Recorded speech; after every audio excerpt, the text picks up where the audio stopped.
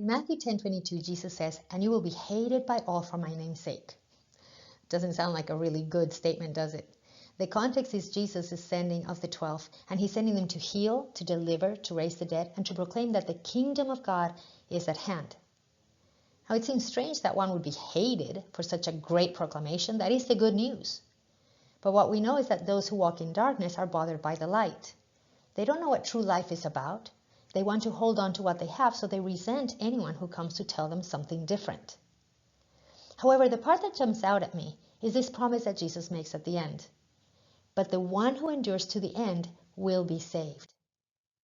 Many times I've taken that as an admonition more than a promise, as if Jesus was saying, if you want to go to heaven after you die, you must endure. Work hard to endure. I'm putting you to the test.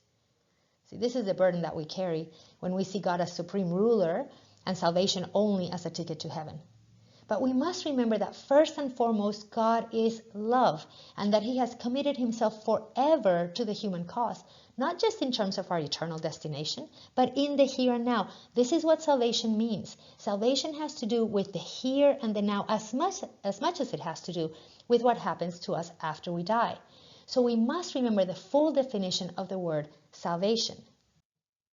It also helps us to know that the word that is translated as endure is the Greek word hupomeno, which also means to abide. So, maybe Jesus isn't issuing a demand, but making a promise. Maybe Jesus is saying, no matter how much opposition you face, if you abide in me, you will be rescued, restored, and healed. You will have life and not destruction. Even when you're hated and persecuted, abide in me, and I will come to you and I will save you. Jesus is saying, don't give up and don't lose hope. I am with you always to the end of the age. This is the good news. Do you believe it?